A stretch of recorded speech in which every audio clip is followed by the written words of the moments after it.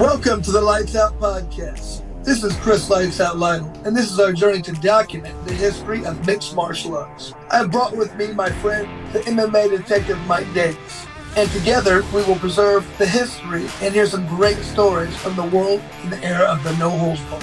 Thank you and enjoy. Wow. Ladies and gentlemen, we are heading to the East Coast. We have got a legendary matchmaker, somebody from the no-holds-barred era, Gary Marino. Gary, welcome to the Lights Out Podcast, bro. Thank you for having me. Okay, so our listeners, like we, mostly from California, then Canada, England, Chicago. We got a real big group of people, but the East Coast outside of New York, we don't have a large audience. So for people that might not know who you are, why don't we talk about like your beginnings in the mixed martial arts? Okay. All right. Yes, I started from day one, like a lot of people. I saw it on pay-per-view that night. So you bought the first UFC pay-per-view. I bought it and I taped it. Okay. Yes, I did. And I called my friends and I'm like, I couldn't believe it, what I was seeing. I just couldn't believe what I was seeing. Pretty wild. All right. So when is the first UFC that you attended live? First UFC I attended was UFC 7, Buffalo, New York. That was Marco Huas and Paul Varlins. Yeah. Dude, you know what? Here, and I got questions for you, but we're going to kind of digress. Sure. I really thought Oleg Tiktarov was going to be Ken Shamrock. Like, when I saw it on paper, I'm like, right. I'm going with the Russian. I thought Tiktarov, I thought he would have been favored in that fight. Yes. The way Tiktarov had fought before that with other people, you would think he would have had the skills to do that with Shamrock.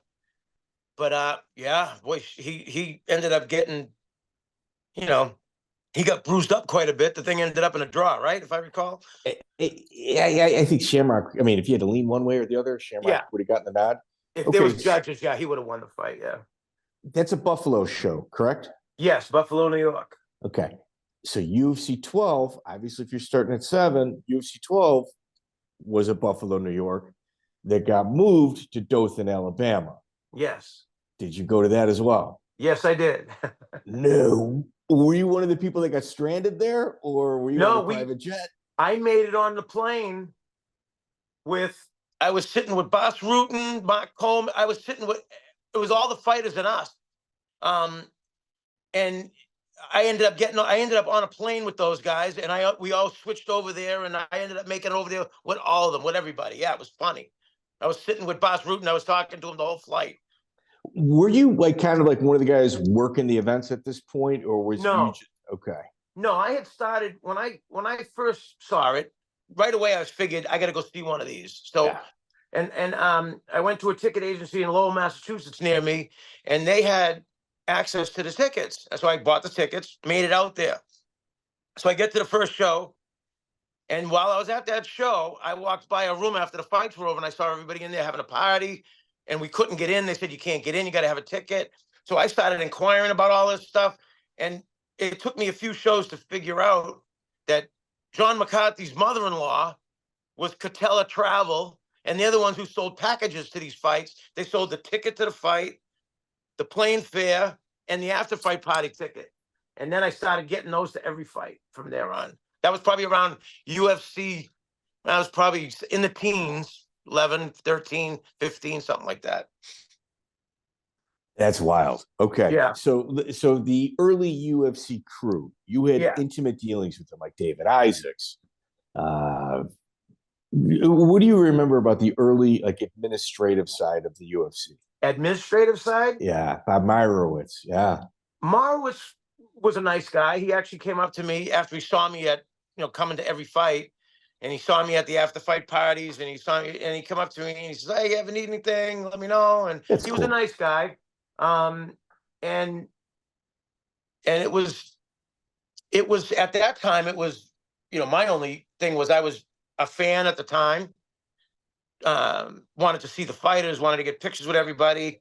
It's a funny story I got to tell you real quick. Yeah. When I got to Buffalo, New York, we rented a car, me and a buddy of mine. I dragged him along with me, and so we went there, I walk into the hotel. First person I see is Ken Shamrock, and he's eating breakfast with his wife in the restaurant right there at the lobby with the hotel. And I walked over to him and I says, "Forgive me for asking, but do you think I can get a picture with you? I'll probably never see you again in my life." He made his wife get out of the booth.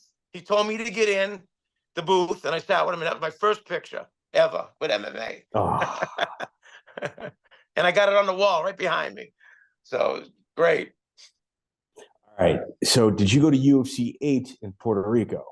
No, I did not go to that one. No, I couldn't get to that one. Okay. That was Don Fry, and that was Don Fry when he knocked out that guy in a few seconds, right? Yeah, it was also Tank Abbott. Tank Abbott was just on a rampage, getting in fist fights with Alan Goez, and the after fight party with Coleman. Like it was just a mess. Yeah, I did not make it to 8, but it was 9, and I went 7, missed 8, and then went to 9, and probably everyone after that for a long time. What was Dana like when you first met him prior to the transition? When the transition happened, so at that time I'm a VIP. I go to all the fights. They automatically charge my card, mail me my tickets, my after fight party, my plane fare, everything. I was going to every single one. And so at that time I was a VIP and listed as one. When they sold it, I was like, oh God. So I started to reach out, and I sent Dana a message saying, "This is who I am. I've been going to them all. You know, are you going to continue the VIP thing? You're going to have the tickets with the thing?" So I'm trying to inquire about it. And it was so funny. He sent me a couple of small little T-shirts and said, "I hope you can make it to a show someday," or something like that. I don't know if he took me serious or not, but anyway, so I ended up going to the fight in New Jersey. A bunch of us we rented a Winnebago and went down there. So I forget which one it was, but it was one of the very first couple that when he took over. 33, 34. I think 33 was Japan, maybe 34, 35, right around there. Yeah, it was in New Jersey. Mm-hmm. And so I'm at the counter arguing with the lady. They messed up my room, and she goes, and Dana was right next to me talking to getting his room. And I said to my buddy, he's like, "Oh, wow, there's Dana."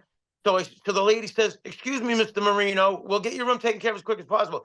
Dana looks over and he goes, "Are you Gary Marino?" And I go, "Yeah." And he goes, "Oh my gosh." He goes, "I didn't know that was you." I said, "Yeah, these are all my buddies. We came to so right there, he says, "Make sure you come up to my office. I got set up upstairs. I'll get you guys all set up with everything, whatever you need." And from there on, we became the best of friends. He was the greatest guy. We met him at every show, and he always had stuff set up for us and me and my wife after a while, and we were going meeting with him and his wife and his family, and great. I mean, he got me and did everything for us. It was wonderful what he did for us. What he was when he first took that position. Yeah. And where he's at right now. Yeah. He's not even the same human being. No, he went that was a roller coaster. When he started out, every show we would all be sitting there talking and saying, "Oh my God, it's gonna do good. It's gonna do good." Every time I left the show, I'd say, "Oh, I hope you get 1 million buys on the next one. It'll be good. It'll be good." And he was all stressed out, but man, he talk about putting everything you got into something. He put everything he had into it. He was all in. Oh my gosh, all in. And he loved the fans. He was great with everybody. And then when it did take off, at the time, there was a lull there that we didn't go. I ended up getting hurt in a job I was at or something. I was out of action for a while. And then they started taking off. They did The Ultimate Fighter, and that thing took off. And then we started going again, and everything was great. And then there was another lull a little later on. But yeah, he went up and down roller coaster ride of, not knowing if you're even going to be working to total success to now it seems like he's so much more relaxed than he used to be. That's what he said. Yeah, it seemed like he's running the company. Or after The Ultimate Fighter, rather than fundraising and seeding and robbing Peter to pay Paul. Yeah. He started running his company. Yeah. Absolutely. And it's you can kind of see that like in the as he starts jumping the hurdles a little bit easier and a little bit easier. What about David Isaacs? What was your experience like with him? David Isaacs, that's the forgive my Harvard, memory. Harvard grad, did helped with logistics. Oh younger guy. Yeah, I would be with him when we all went out to dinner after, and he'd be there, and with Dana, and the whole crew would be there. It was all, we went to the show. After the show, we went into the press conference, and then we'd all go out to dinner and go to the party after, and we'd all hang out. But he was always a great guy, always polite, nice to me and to us, and we ever needed anything. But he, I really didn't interact with him a lot. It was always us with Dana and Dana's family and that whole crew. We were, with that. But I knew him, but I didn't know him that well. Okay, you just knew who he was, right? Yeah. All right. So Art Davie. Art Davie, yeah. What was your thoughts of him? He was a nice guy. I mean, he was that obviously that was the beginning, and those guys we really couldn't get near some of those guys at the very beginning. They wouldn't be part of a lot of stuff, after the parties would happen, and then they'd be kind of off somewhere. But he was always a nice guy too. I would talk to him a few times, and just polite guy, nice, and never had a problem with him. Okay, so you weren't like interacting on the administration, because it seemed like him and Meyerowitz, they just never could get along. No, you know what you saw was everybody thought they had the solution to make that thing happen, and they were all it seemed like there was a lot of cooks in the kitchen at that time, and they were kind of all blasting each other. That was early, not with Dana and them guys, but with Marowitz and Davie and the matchmaker and all that. And McCarthy, put his 2 cents in as well. McCarthy, yeah. Yeah, it seemed like that was all happening. That was a lot of that happening after, and they weren't like working like a fine old machine, if you could call it that. Yeah. I'll tell you, some of the most fascinating things about the early UFCs. I mean, the fights are incredible. But look what's taking place on the administrative side, whether it's interviews, backstage stuff. It's the body language, the gritting of the teeth. It was almost as if everybody's fighting for control of something they know would be huge, but they're getting in the way of the company progressing because I don't know whether it's ego, direction, whatever it is. Everybody was trying to, yes. Like Michael Buffer, Bruce Buffer, and Dana always jokes about Bruce Buffer. He said if he could take an hour to introduce somebody, he would. He's everybody was like everybody was trying to be their own, create their own thing in the middle of the company trying to get running, and that's what it did seem like. That everybody was like their own little on their own little island. It seemed like, and when it was first happening, everybody was trying to put their 2 cents in and trying to make things happen, and everybody thought they had the answers. And it seemed like that in the beginning. Dana wasn't really like that too much. No, but it wasn't. But like Meyerowitz and Davie, yeah, they were like oil and vinegar. And it's absolutely. Davie's handing out the medals, getting lots of camera time. Then all of a sudden, Meyerowitz is there. Like, no.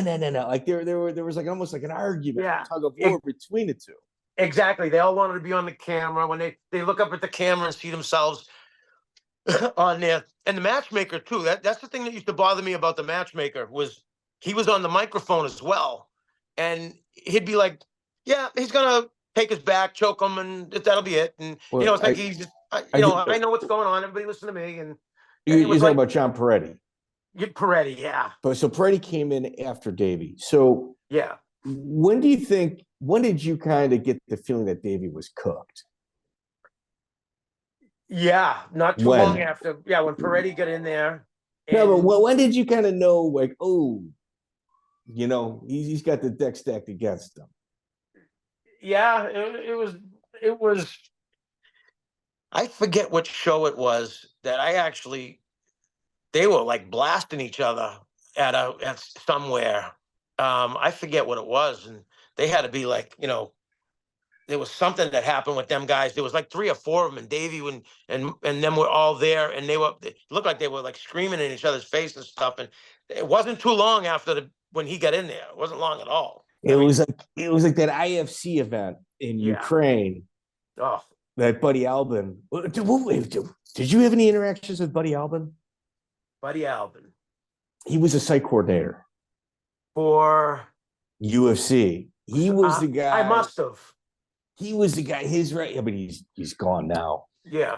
But like when I interview people, I hate to speak ill of anybody that's not here, especially when they can't defend themselves. But some of the things that's said about him and his type of personality, it's pretty telling. It's kind of like old school boxing. He's like an old school boxing guy, always trying to line his pocket, never mind yours. Yeah, right. And he was the site coordinator, you said? He handled a lot of the sites. Like David Isaacs was kind of in charge, but on site, getting everything moved in, moved out, even maybe picking the venues was Buddy Albin. Yeah, that's right. Yeah. So, but he also lined up that IFC card in Ukraine. Yes. That got Ron Van Cleef fired. It got John Dixon was in the finals with Igor Vovchanchyn, but it was Bas Rutten was there. It's that event cooked Davie. Davie, like when I interviewed him on 2 different occasions, I asked about it. He's like, I don't know, I wasn't there.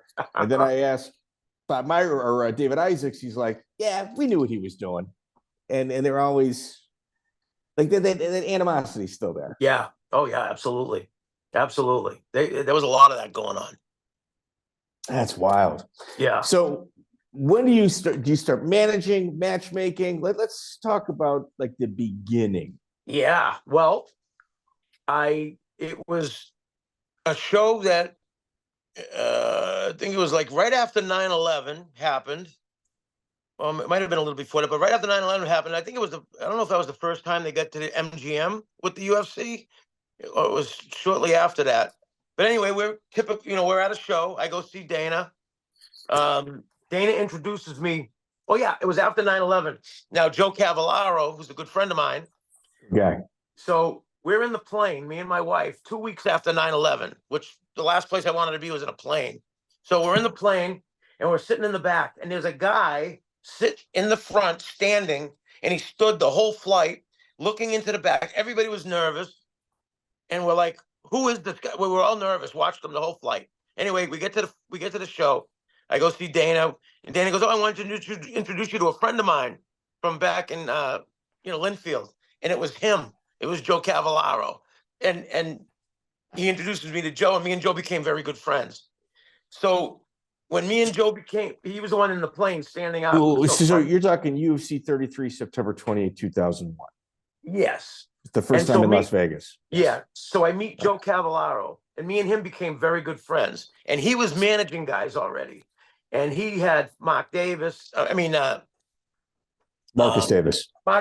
I'm sorry. And I started working with him with his fighters, and studying the fighters, seeing good matchups, even early as that. And I remember I helped in the corner with him with Marcus's fight against Pitbull Alves. Or I walked them in with them. I think that was the first fight I ever worked with him on. But anyway, so me and Joe Cav are visiting Dana at a couple fights down the road. And these 2 guys came in they're at the doorway, and they're like this, waving me. I said, I go over and see them. And it was these 2 Spanish kids, and they were looking for a manager. They knew Joe Cavallaro was a manager, and they were asking him if he would manage his guy. So Joe says, no, I'm done with everybody. And he says, Gary, why don't you do it? Because I was helping Joe at the time doing all that stuff. And I says, all right, beautiful. I gave them my number. I called them when I get back from Vegas. We got together, and that's what started me managing guys. It was it Lionel Cortez? Lionel Cortez. That's your first guy you ever managed. That was the first guy I ever managed, and his buddy was Victor. Victor Ben Cosme. And he was the guy he asked me, he goes, "Oh, this is Lionel. He's a great fighter. We're looking to get somebody to manage him." And he's the first guy I got. Yep. Okay. Here, let's talk about that UFC 33. Here's the thing. John Perretti,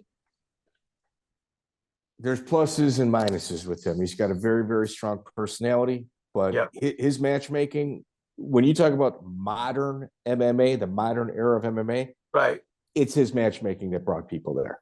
It went from spectacle to sport under John Perretti. That's a fact. Right. The issue is just the weight on the scale sometimes can be a little heavy. Yeah. So UFC 33 was the first Las Vegas show, and Joe Silva just started as a matchmaker. And Dana still brings it up as being the worst UFC show in the history of the company. That's the fight. That was the one. I think it was the first one at the MGM, and it was the absolute worst card ever. Yes, I agree. It's the UFC's entry into Vegas. They finally arrived. Yep. And they fumbled the ball on the 50. Oh my gosh. Not even on a goal line, on the 50. Unbelievable. They get into Vegas, and that should have been that card should have been the best thing ever put together at that time, what you could do with whoever was there. And boy, it was bad. The fight was bad. It was dog shit. Yeah. I remember brutal. I remember buying that going, man, I didn't really get my money's worth on this one. He was so disappointed, Dana. He was so disappointed with that. God, it was what a letdown. So Joe Silva is the brand new matchmaker at this time. Were you or Joe Cavallero ever approached about maybe matchmaking? Because there's no way those conversations didn't happen with somebody. No, I wasn't. Do you think Joe was? No, I don't think so. No.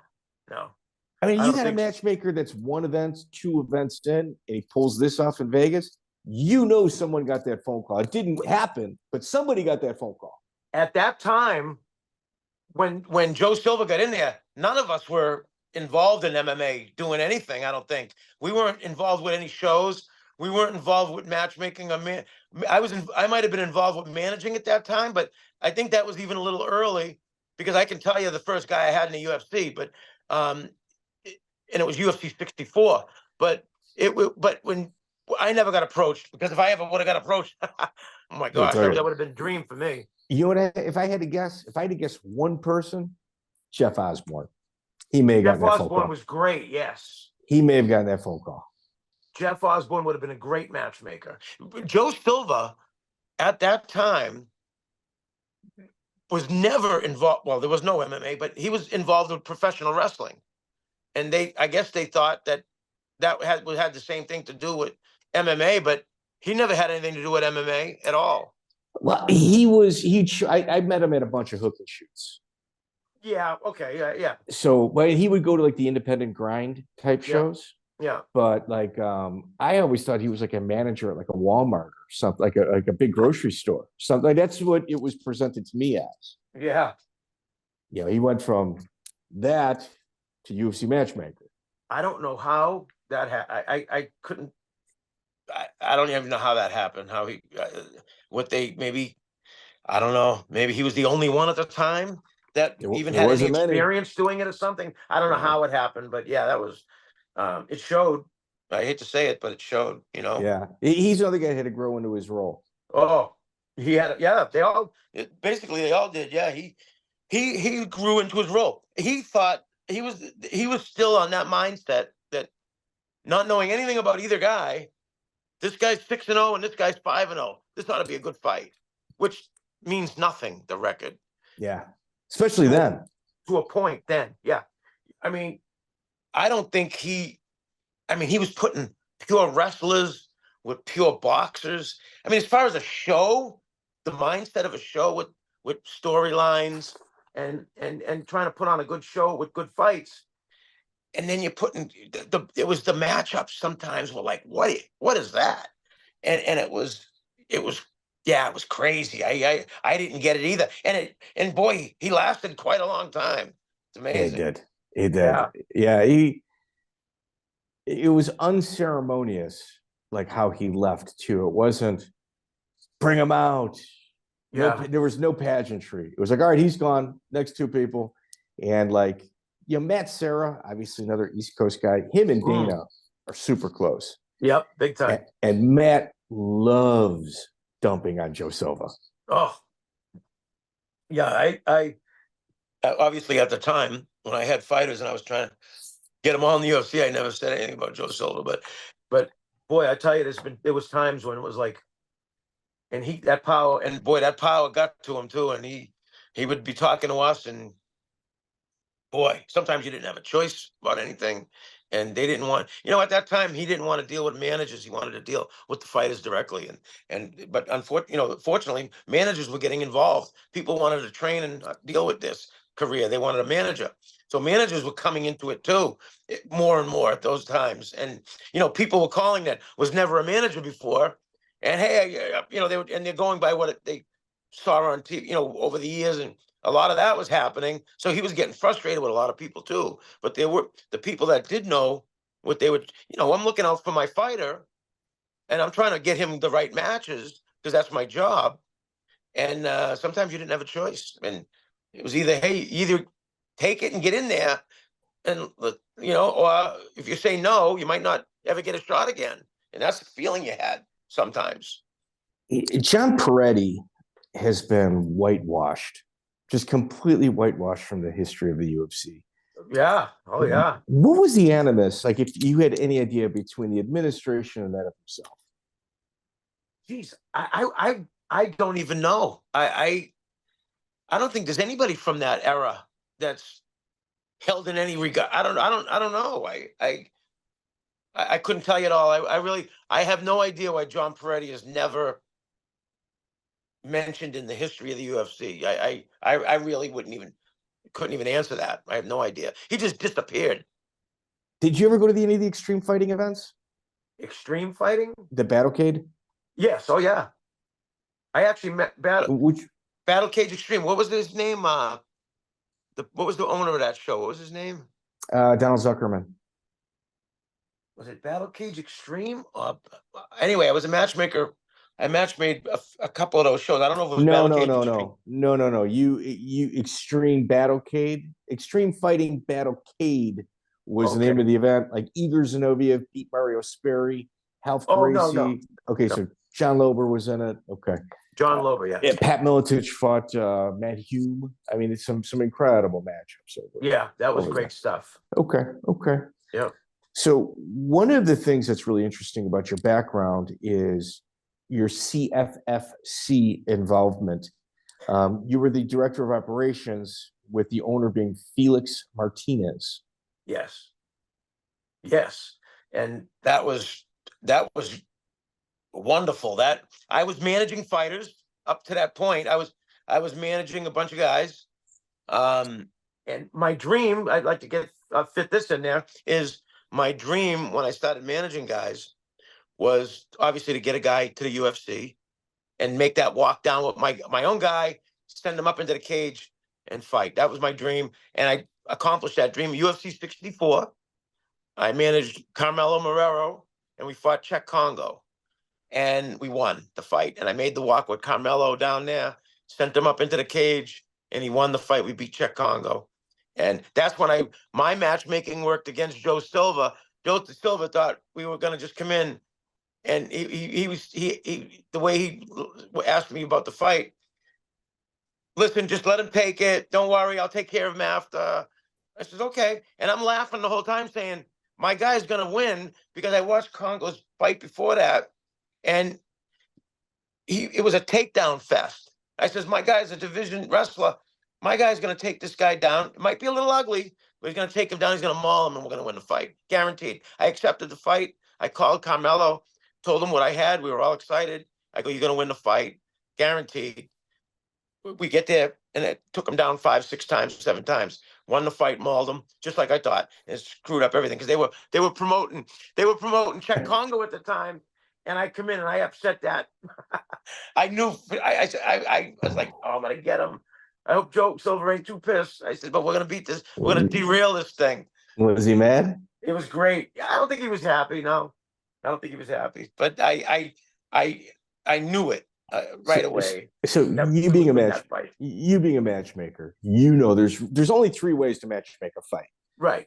Best fight available, build a fighter, get somebody beat. Right. That's it. That's the only three ways you can matchmake. And, Right. and Joe Silva loved getting people beat, just to do it, just out of spite. Now, when I was matchmaking, I never stacked a guy in my life. I never put a fight together expecting someone to lose and someone to win. We had storylines we tried to follow, and I always kept storylines in mind. I always kept, where's this guy going to go if he beats this guy? We didn't want, and what happened to Joe Silva 1,000 times, somebody would beat somebody, and the guy was like, it was like, where do we send this guy now? And he didn't fit into anything because they were all over the place with the matchmaking. But I always had a road for each, whatever guy won. All right, he'd go this way, he'd go this way. These guys are going to, so I would always look into it like that. And it was the love of my life was matchmaking. I love it so much. I was so into it. And I really cared about it so much. Gary, I don't think people understand the life of a matchmaker. A lot of work. It's 24/7, and that's right. It's arguably the most work, like in the entire organization. The hardest workers are the matchmakers, if they're doing their due diligence. Absolutely, you got sometimes 10, 15 fights, 30, 20, 30 guys. You're talking to 20, 30 camps. You're negotiating purses. You've got all kinds of issues, and you got the medicals. And I took care of the medicals. I got the guys sent to the place to get their medicals done. I make sure everything was. There was so many things. I was on the phone.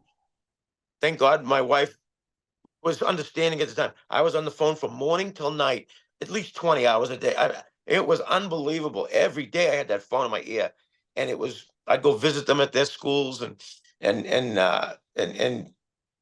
go see them, whoever was managing the fighters in their school, and I'd offer them fights, and it was great. It was just, but it was 24/7.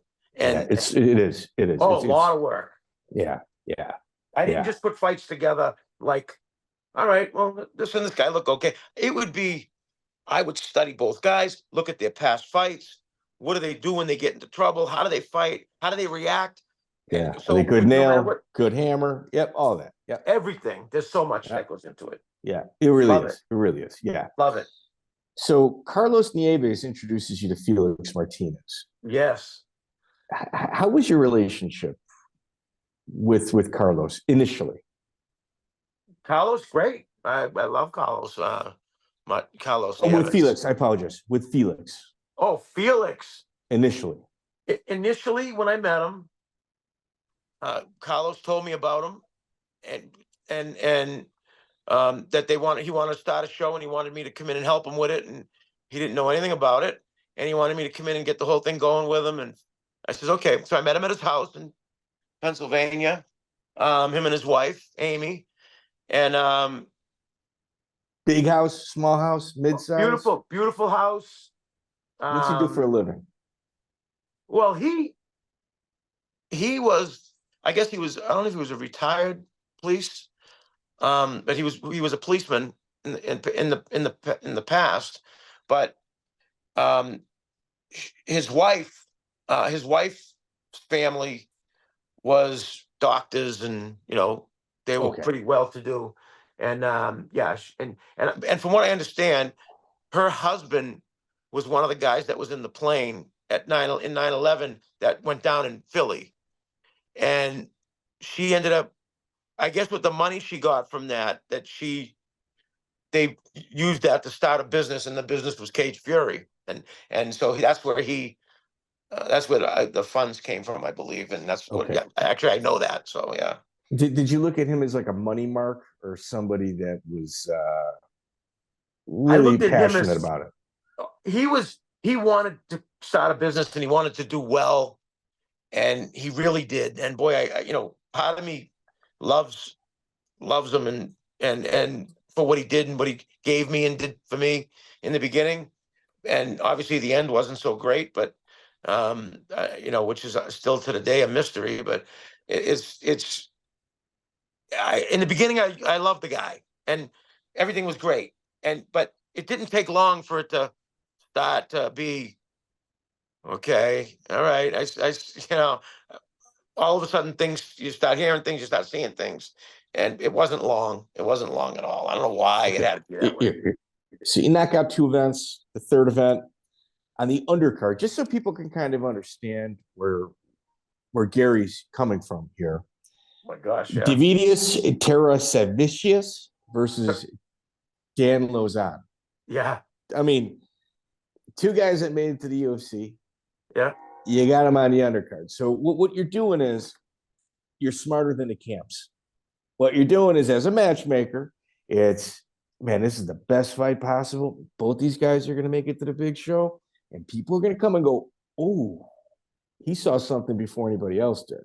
Mm-hmm.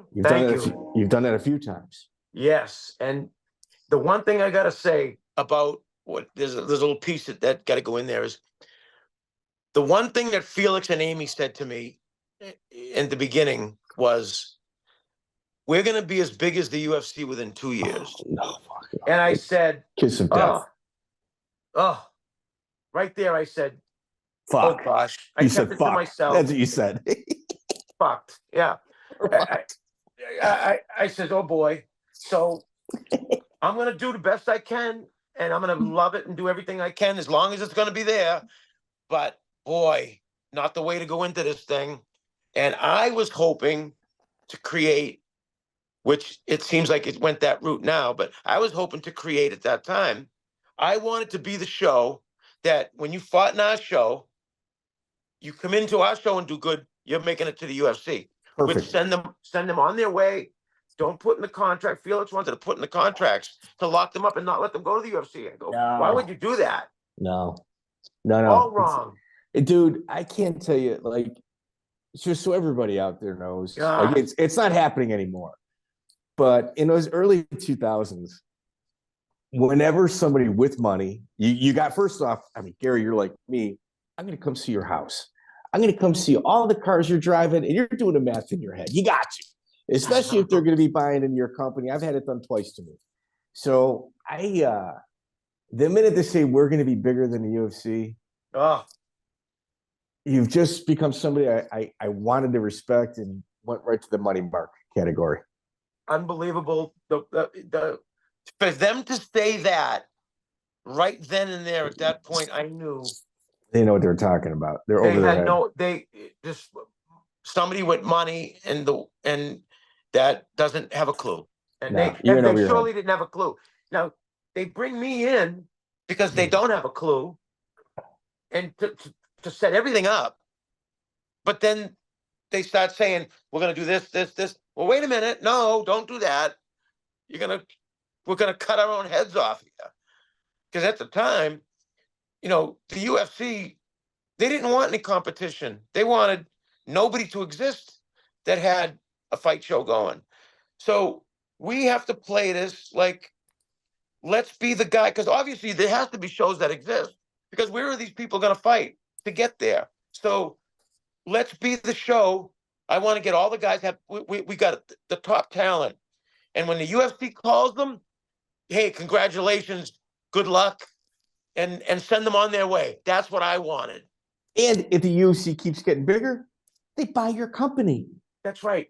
All I wanted was for the UFC to, and we never even made it to these talks, but I wanted to say, listen, we'll be that show. We'll be the minor league. We'll be the show that you say, if there's any guys you want to see fight, see how they do before you give them the opportunity in your show, tell me and I'll put it on my show. But we'll make it so, you're going to be pulling guys from our show. Dude, you come in with the white flag, go, whoa, dude, we're bending the knee now. We're going to work together. Whether you know it or not, we're working together. I was thrilled to be number 2. Number 2 was good with me. Why wouldn't you be? Yeah. Because number 2 to the UFC is number 1 ahead of everybody else.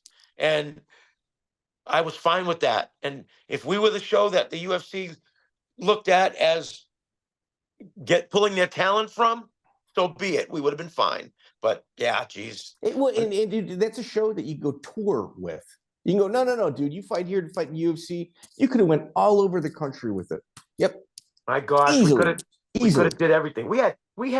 I had Jim Miller, Dan Miller. Wait. Hold up. Well, Yeah. Let's talk about this. All right. UFC 3. You get Tito Ortiz and Arturo Gatti in attendance. All right. CFFC 3. I apologize. Yeah. Right? Yep. CFC 4 or CFFC 4. Clint Godfrey, Nick versus Nick Catone, Chris Ligori versus Dorian Price. Yeah.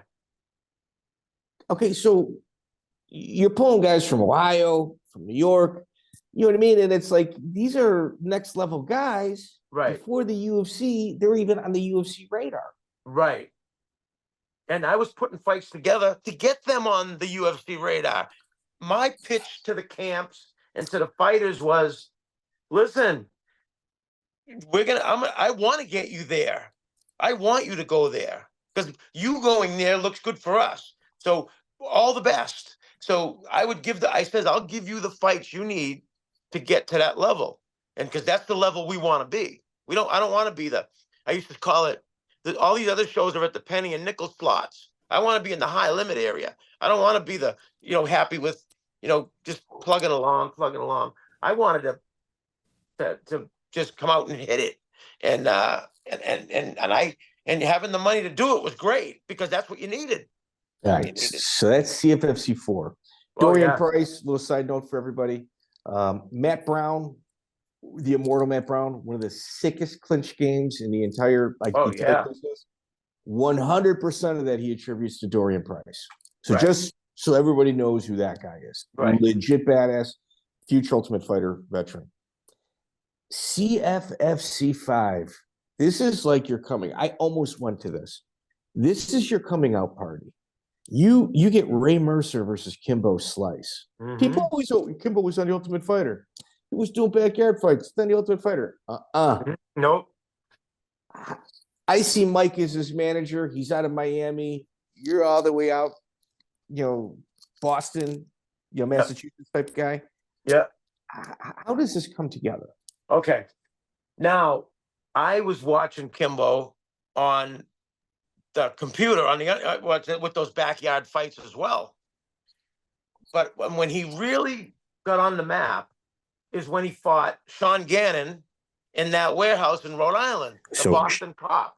Sean Gannon, former Boston police officer whose life ended tragically, fought Kimbo Slice in a warehouse. Did you set that up? No, I did not set that up, no. Okay, so that was with Keurig Jens. It's wild how that kind of came about. The underground forum. A lot of people were there. If you watch that fight, you could see them all. I don't think a lot of people wanted anybody to know they were there, but there was a lot of people there in the business that were watching that fight that night, and that thing was a fiasco, as you know. They were you there? No, I wasn't there. No. Okay. No, I was not there. My buddy Joe was. I was Joe Cavallero. Wait, Joe Cavallero was there? Yeah. All right, just so everybody knows, in these bare knuckle fights that were taking place right there, like a standing 8 count, they would call a chill dog. Yeah. And you were allowed 2 chill dogs, and a third one, fight's over. It's amazing. Right? Yeah, that's funny. Yes. Chill dogs, I'm here for my bread. And dude, Kimbo looked like he was invincible. And they had this illegal fight in a warehouse with a cop from the Boston Police Department. Yes. Like, you knew he was in trouble. Like, you knew he was getting in trouble. I wish, something? I got to tell you, talk about tough. Sean Gannon. He looked like 5 guys beat him with a ball-peen hammer. He looked awful at the end of that fight. Awful. Kimbo didn't even look like he got hit. But Sean Gannon was a mess. But the thing that happened was Sean Gannon, when he got him in that guillotine, and which they weren't supposed to do any holds like that, jiu-jitsu stuff, he gets him in the guillotine, and he drained the life out of Kimbo. And then Kimbo's and he just ran out of gas. That's all it was. But giving Gannon credit, he's tough as hell. Because if it was an MMA fight, he would have won a lot easier. But yes, so they agreed to boxing, no submission holds whatsoever. No ground game, no submissions. In a clinch because Kimbo was constantly pressing the action, leaning forward. Right. Kimbo hit him with a guillotine a couple different times and really squeezed on it, drained Kimbo's energy. Yeah. Oh, drained him dead. Yeah, he gassed right out. Yeah. And Gannon made a huge name for himself. So do you know Sean Gannon at this point? I know Sean. I met him a few times. I knew him to say hi, but I didn't know him personally. No. What did you hear the fallout with his job was in regards to?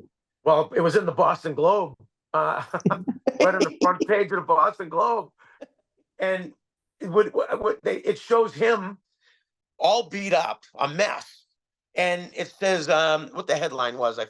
I got the paper somewhere, but the headline was cop moonlighting gets him in trouble, moonlighting as a something, and it exposed him fighting in that fight, which nobody was supposed to know he fought that fight, and that's why it was very private and they were trying to be quiet with it, but it got out everywhere, and he ended up getting in trouble. I don't know what happened to him. I don't know if he got fired or not, but he got in trouble. They even told him that he wasn't allowed to fight in the UFC.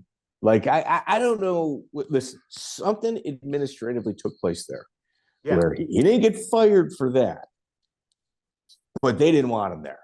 No. And he, when he fought Brandon Hinkle, I was told, and I don't know this, I've never met the guy. Like, I remember hearing this. I can't remember from who, but it was like they drew a line in the sand. They said, you do this fight, you will not work here. And he challenged that. Yeah, I believe that. Because, he definitely went to the UFC. But boy, I tell you what, I think his career was would have been better staying as a police officer than going there. I mean, he wasn't. I think he went there with the hopes that they were going to put Kimbo and him together. Matter of fact, that's the fight they were trying to put together, they were hoping to put that because it became so big on the underground internet that they wanted it there, but it never happened. And I heard he was so popular that the entry level price for the UFC they forewent that and went like 3 times higher. What, Kimbo? For Sean Gannon. Oh, for Sean Gannon, yeah, because of the fight with Kimbo. But if Kimbo would have went to the UFC at the same time Gannon did, and they put that fight on there, that would have been huge. Yeah, that would have been huge. But so how do you connect with Kimbo? So after that fight, I'm in touch with Icy Mike Imba, and I say, I tell them I'm gonna get you guys, you go into MMA, and he said, all right, yeah, we'll see, and so anyway, that all happened, and I always had him in my mind. So at the fight at Cage Fury, the next day after the fight it must have been number 3 or 4. Felix come up to me and said, "Oh, Ray Mercer was driving me crazy all night last night." I go, "Why? What was he doing?" "Oh, he said he wants to fight in the UFC in the Cage Fury." I go, "Oh my God!" I says, "That's perfect." I says, "He goes, why? You think you can get him a fight?" I go, "Absolutely, I'll get him a fight." I go, "How about him and Kimbo?" He's like, "Do you think it'll happen?" I go, "Oh, I almost guarantee it'll happen." I go, "Let me call Mike." So I called Mike. Wait, hold on. What's the budget? What's the budget on this? So I say to Felix, "How much do I have to get Kimbo?" He goes, $100,000. I said, "You're kidding me." You could have got both for that. I said, "You're kidding me." I call up Mike Imba, and I says, "Mike, you ain't gonna believe this." I says, "I got some great news all around. I got a fight for him in Cage Fury." "Against who?" Like he answered, like, "Yeah, who?" Like he's probably been approached a million times and nobody ever made it. Nobody ever rang his bell with it. I says, "Ray Mercer." And he goes, "Oh my God, that's beautiful." He goes, "How much?" I go, "How about $50,000 a show, 25 to win, and I'll give you a $25,000 knockout bonus. And they were jumping and cheering in the background. It was an automatic wait, yes. hold up. By the way you broke that down, right there, bro. Yep, smart move. Yeah. A mark or somebody that is seasoned would have gone, all right, $20,000 training bonus, or but they would have broke out in a different way. No, you're gonna get the full 100, but here's the hurdles. Yep. Right now, I was thinking of it as now I'm a company. We're a company. Yeah. I got 100. Okay. What did Ray get? Ray ended up getting 100 as well. He got a full 100. Felix negotiated with him. I didn't negotiate. Come on, man. Ray Mercer, you could have got Ray for half that. You know something? Felix was, I don't know. He had a number in his head and he stuck with it. And I didn't negotiate with Ray Mercer. He did. He wanted to make sure Kimbo was locked in first. So I say to them, all right, so I got him for 50. If he wins, he's going to get 25 extra. And if he knocks him out, he's going to get another 25. So anyway, he ended up fighting, but he ended up submitting him. So I actually saved 25 grand. You think I would have got something for that, but I didn't. You know what? And look, if you look at the undercard, I love that fight card was phenomenal. Phenomenal, dude. Like from top to bottom. Oh, like here, you got Nick Catone versus John Doomsday Howard. That's amazing. Yep. And like it put you guys on the radar. Like they wanted to be bigger than the UFC. That's their words to you. Unbelievable. The press the next day, it was so big. I was getting phone calls all over the place. We're in the paper. Wow, these guys hit one out of the park. Wow, it was like the matchmaking, the show was flawless. Because not only did I matchmake the show, but I did the run of the show as well. I organized them coming in and out of the back. Oh yeah, the way it all happened. So I was doing the run of the show as well, and I was running around like crazy. I barely enjoyed got to watch a fight. I was running around making sure everything was okay everywhere, and I wanted everything to be perfect. This was like my dream to do what I was doing. So I wanted everything to be beautiful, and oh my God, it was just great. So the next day, the way we were talked about was so unbelievable. Wait, let me give you a quote. Let me give a quote here. This is Dana White. That fight was a disgrace. Jealous. There's jealousy. Boy, I tell you what, we had 8,000 people there. Yeah. And the place came unhinged when they weren't disappointed that he took them down and choked them out. The place went crazy. And the announcer, I forget his name. Oh, I feel terrible for forgetting his name. Our announcer at the table inside. He announced Ali fight. Very, very, very well-known announcer. Jimmy Lennon? Was it Jimmy Lennon? No. Old-time announcer. I think of the other East Coast guys. Okay, go ahead. Never mind. Yeah, he did the Ali fights. All kinds of fights. It'll come to me. So anyway, he called it so beautiful. It was so exciting. It was unbelievable when that happened, when he won. And the funniest part is a friend of mine, you ever hear of the Garv, Kevin Garvey? Of course. Old school reporter. One of the reporters that knew what he was talking about. Okay, go ahead. So the Garv had all these funny videos on his thing, and I used to watch them. I invited him to Cage Fury, and I said I got in touch with him on the underground. And I invited him to Cage Fury. I said, how would you like to come? I'll give you tickets, credentials. I'll give you everything. I want you to come and, cover the fight. And he was like, you're kidding me. You're not screwing me up. He goes, you're not lying to me. He was so excited. He came. We did all these funny little skits. But the best part is if you watch the fight, Kevin Garvey handed Kimbo the loaf of bread as he was walking to the back after the fight was over. He handed him a loaf of bread. Because he said, "Here, Kimbo, here's your bread," and Kimbo took it. Yeah, it was funny because that was the thing that at the time with the bread. Give me my bread. It was so funny, and But Kevin got, and then he ended up doing all kinds of stuff after. But me and him became great friends. I love the guy. But so yeah, so that happens, and the fight takes off. Now that night also, I have Tank Abbott there, and that's his second fight already. Oh, wait, hold up.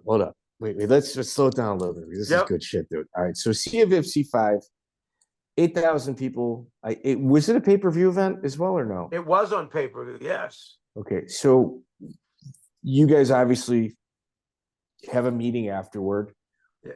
From Felix Martinez's standpoint, what's he say in regards to how this went? I right away started asking, how'd we do? And it was, we don't know yet. We don't know yet. Rumor had it, we had about 20,000 buys. We did better than K1, Pride, everybody, not the UFC, but we did better than everybody else. We were second, and we got 20,000 buys. And it was limited because we weren't on the regular pay-per-view. It was some modified thing because just the way it was at the time. Yeah, I mean, it was dial-up internet, dude. Yeah, it is what it is. They weren't in a hurry to get us up there with anybody else. They were. It was hard to get on pay-per-view because obviously the UFC was number one. It was hard for us to get up there like that.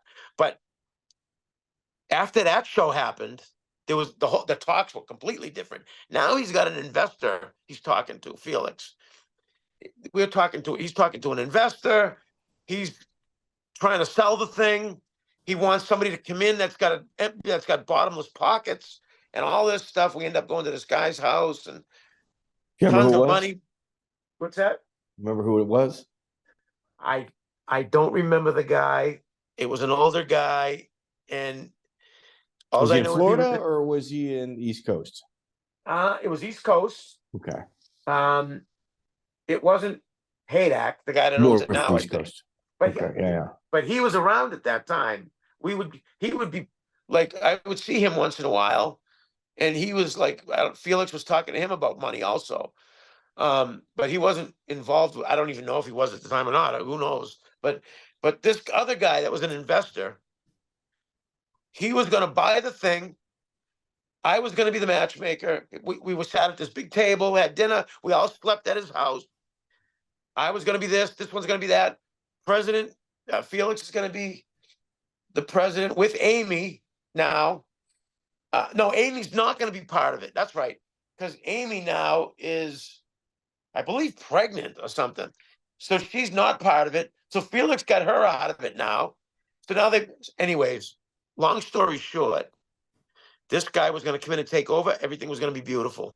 We were going to skyrocket with Cage Fury's Fix, which was, people say, was the best card ever put together on the East Coast. That never happened. But well, here, go ahead. I got it. Yeah. So anyway, the guy, Felix doesn't tell the guy the proper information. Guy pulls out. He cooked the books. Shut down 5 days before Cage Fury 6. Okay, so Cage Fury 6. The original date was September 28th, and then they pushed it to October 12th. Right. Usually when there's like a push like that, man, dude, it ain't good. It's the death knell. Like the boat is sinking. You had Kimbo versus Tank Abbott. Yeah. You had Ricardo Almeida versus Dennis Hallman. Yep. Derek Panza versus Duke Rufus. Derek Panza versus Duke Rufus. Yep. Phenomenal. You had Peta Pano versus John Marsh. Brian Garrity versus Chris Ligori. Gregor Gracie versus Eric Henry. And Clay French versus Jim Miller. Yep. That's great. Fucking nuts. It was the best of everybody on the East Coast at the time. It was everybody. And Panza with Rufus. You got two old school cats. Panza, 3-time, 4-time world kickboxing champion. Rufus, 5-time world kickboxing champion. They're going to fight with 4 rounds gloves on, and they're both dying to do it. They said it was going to be a bloodbath. They were both wanted it so bad. And I can't, that was the fight I was most disappointed about out of everything, was Panza and Rufus. I wanted that fight to happen so bad. I wanted to see what they were Dude, gonna do. it's got gimmick written all over it, but it's a gimmick towards a certain demographic that the MMA was not touching at that time. It was, dude, it's smart, very smart move that time. Yes, at that time, it was, they wanted to see certain fights and certain fighters. They didn't want to see a chart and he's number 3, he's number 4, these two got to fight. No, they wanted to see the two-headed cow at the circus. They didn't want to see the clown run around. They wanted to see the two-headed cow. And that's what it was. You put those, those were the fights that made the UFC, was Hank Abbott knocking a guy out and hanging over him and making in fun of him. And they got more of a cheer out of that than they did anything. That's what the crowd was. That's what they wanted. That's what built it, was that. And I wanted to continue that. That was Panza Rufus. That was Kimbo Abbott. I was counting that one. Kimbo was the new Tank Abbott. All right. So what was he was the new Tank Abbott. This was a passing of the torch, so to say. Yes. What was your, like, how much money were you offered to Kimbo for his second fight? Now, the second fight. What was your budget for him? The second fight, Kimbo had signed a fight. He had done that with Felix. It was the same or more, but Felix at that time was trying to get him to fight a 3 or 5 fight contract. And I believe I didn't know the specifics of it. But I was told it was all set. So I can't tell you what he made. I have no idea what he made. The one controversial thing that I recall about this event was that you guys reached out to the NABC Boxing Commission and tried to get the title tied in with a boxing commission. Well, why? Well, the NABC wanted to be involved in MMA, and they wanted to have somebody representing the NABC company, logo, whatever. So I reached out to them and I says, if you send me a belt for these few weight classes, we will have a Cage Fury champion, and we'll also have an NABC champion. And it gave us more. I thought of it as giving me more room. Prestige or prestige, yeah, because fighting for the Cage Fury belt was different than fighting for you're fighting for the NABC, and it was more recognized. It was recognized around the country, around the world, as a world title, and it was something added that was nice to it, and I thought it was great. I talked to the guy, we talked about it, and I thought it was great to bring it in and have it at the time, and to make it to bring it our guys, so they were. The title could be fought for anywhere in any organization. And like you're reaching across the table, extending, because boxing hated us. Right, because I was trying to make it so hated. Oh, absolutely. And I was trying to make it. I thought it would be great if the NABC title was there. That could be fought for in any show. It could be fought for across the country in a different show. So it wasn't just limited to Cage Fury, although we would try to hold it and try to make it the title fights happen there. But that could have been fought for anywhere. And that's what we were trying to make it so our fighter can go to another show and defend that title. No, I get it. All right. During the legalization period in Massachusetts, you were involved in the sport, obviously. Yeah. And Chuck Lidell and Dana White were staying at a hotel where a hotel employee had some choice things to say about Chuck's stand-up. Yep. Whatever happened at that? Well, they fought. And so Chuck Liddell fought the hotel employee. Well, they didn't fight. The guy bet that he could take down Chuck Liddell because he was a wrestler. He was a security guy and he was a wrestler. And he bet Dana that he could take. He goes, I'll bet you anything I could take him down. And Dana goes, I think Dana said, I'll give you, I forget how many thousands of dollars it was, but he said, yeah, if you take him down, I'll give you this amount. Okay. And they did it. And he got choked out unconscious. And Dana felt bad for him, I think, and gave him the money anyway. So no punches thrown or anything like that? No punches. Just Chuck. Chuck Lidell was a junior college All-American. I know it. It was so ridiculous. He never used it. I know it. He was but Chuck Lidell, even in the UFC, people couldn't take him down and hold him down. It was impossible almost. Yeah. And but this guy thought he could do it, and so Dana felt bad and gave him the money anyway. And he had no shot. It wouldn't have been a good look. Security guard choked unconscious by Chuck Lidell on the eve of the legislation of mixed martial arts being discussed in Massachusetts. I know it. It was so funny. And it's funny, they came into town. I was at the Boston Harbor Hotel. I met Dana there. He told me he was coming in, and we went to a fight in Lowell. I think there was an MMA card in Lowell that we all went to. It was either that night or the next. It was the next night, I think. And we went to a fight in Lowell. It was so funny when I think about it. We pull up in a limo, me, Joe Cav, Dana, Chuck Lidell. I believe that's who was in there in the car. And then we just got out, walked in. Everybody's like, they're looking, they see Chuck. They didn't swarm around Dana at the time like they do now, but at the time it was so funny what it became and what happened later. But in the beginnings, when I remember that stuff, we were just walking down the street and it wasn't a big deal. It was funny. And up at the beach and stuff on vacation when I used to meet them up there. And Tito too. Tito was in town a lot in Boston. Yeah. July 10th, 2004, Combat Zone. Jamie Varner is supposed to fight Kenny Florian and pulls off unceremoniously. And Drew Fickett steps in last minute to fight Florian. Right. That's the show in Boston, right? Yeah. That's the show. I asked Dana to come to the show because I was trying to get Dennis Kang at the time. I was trying to sign Dennis Kang. And I wanted him to come see Dennis Kang to get him in the UFC. And that's the night he discovered Kenny Florian. Yeah. That's the night he discovered Kenny Florian. And joking later on, he always told Kenny, yeah, Gary he brought me to the show. You can thank him for me seeing you because he went there to see Dennis Kang and he ended up getting Kenny Florian that night. It's a war between he and Fickett. Yeah. Fickett is also a candidate for the Ultimate Fighter season 1.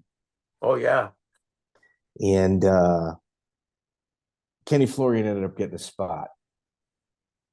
Yeah, because Fickett got arrested prior. He couldn't leave the state of Arizona. He drove his car, his pickup truck, through a Jimmy John's. Oh no! It was a pizza place. Shit, drove it through the front window. Yes, that's funny. Yeah, that's funny. No, Kenny was great. I mean, he was just all around great. I mean, what a great guy he was, and he was just he had everything, and he was good. He was tough. I mean, he ended up doing great in there. So he was on. How was Fickett? Was he a handful to deal with? I believe Joe dealt with Fickett. No. That's right. I did help with Joe with him. He was I'm trying to compare him to somebody else and I forget the other guy's name. He usually drinks after weigh-ins, crank calls. He was like, we had to keep an eye on him. Yeah, for sure. And I remember that, Drew Fickett. Yes. He was just all over the place. We had to put a leash on him for sure. So when we interviewed Dennis Hallman, Dennis said, we weigh in, he's fighting Drew Fickett. He's like, we plied Fickett with alcohol all night. He's like, he didn't go to bed till about 4 or 5 in the morning. I had chicks going to his room. He was drunk the entire time. We fought. He beats me. And then, like, I think Fickett invited Hallman because he had such a good time to his wedding. He's like, no, man, you're coming to my wedding. And, we talked to Fickett. Fickett's just like, dude, that's the greatest guy ever to fight for. You got me plastered the entire time. It was great. That's funny. Fickett, that's what I used to remember about him. The unbelievable thing, he'd be partying all night. He'd get in there the next day and he would still do well. It was unbelievable how he was. One trick pony, took your back rear naked choke. Good luck stopping it. Unbelievable ground game. Yeah. Team Bomb Squad. You co-managed those guys at Team Bomb Squad. And Jon Jones was one of the fighters there. Yes. Yep. When you first see Jon Jones, like when's the first time was it in practice or was it in the ring? Well, when Cage Fury crumbled, I got a call probably days after from Ryan Ciatoli, Bomb Squad, and he asked wrestling coach, and he was working with all those guys at the time. Yeah, he already had John and everything, and he called me and he says, "Listen, I want you to come in with me, and I want to offer you, half partnership with all my guys will manage. We'll be partners with everybody managing and everybody. And I want you to, because I had a good connection with the UFC and I could get guys there. And I was on the phone with Joe Silva all the time. So I went to work. I loved Ryan. Ryan was a great guy. Him and his wife were fantastic. I dealt with them a lot because a lot of their fighters would fight in Cage Fury. And I even worked with them before Cage Fury. So immediately I said, absolutely, I'd love to work with you. So I started working with him, and on the roster was Jon Jones. And I met him. It was after a couple of fights, and I said to Ryan, he had him booked for all these fights real quick, all together. And let me set the table here, just so everybody knows. Yeah, Jon Jones had 6 fights in 5 months. And then he was in the UFC. He was in the UFC in less than a year of actual training. Yep. That's like some old school NHB stuff that took place, at UFC 87. Yep. He had the 6 fights booked because Jon Jones was from when we saw him in the beginning, he was so good. We knew he was good. And we said, he's gonna once it gets out there, and at the time it was harder to fight for fighters to get themselves out there than it is today. But back then, once they find out who he is and how good he is, it's going to be hard to get him fights. So that's why Ryan, we booked so many fights so close together to get him enough fights that if the UFC called him, he had at least enough fights to be qualified to get him in there, because they were hoping to have at least 5, 6, 7 fights. Even upwards of 10 to even be thought of to get in there at the time. But I was on the phone with, I don't know if Sean Shelby was around at that time or not, but I was with both of them, Joe Silva and him. Not yet. No, Shelby was, but not with the UFC at this point. Right. Yes. So then I'm on the phone with Joe Silva, and I'm telling him about John and about all the other guys now all of a sudden I have. And I was pushing. And then finally got the call for John. My memory doesn't. Here, it's August 9, 2008, UFC 87. Tomaz Draw pulls off the card. And Jon Jones makes his UFC appearance against Andre Gusamo. Yeah, we come in on a short notice. That's right. And we took it right away, and he was off and running. And 1 month notice. That was the beginning. Like one of the telltale signs where you knew he was special was it was his second fight against Carlos Eduardo, Nova União black belt. Like, he had absolutely no problem going to the ground with like a high-end jiu-jitsu guy. No, I mean, John was his frame, his body, he's built kind of like Tito Ortiz. He's got the big upper body, the small thin legs, but he's got the upper body, but he's 6'3", 6'4", and he's fighting at 205, and he's big up top. You look at him from the waist up, he looks like a heavyweight, and he was just so hard to deal with, and he was so athletic. I mean, God, what a family! Two brothers are in the NFL.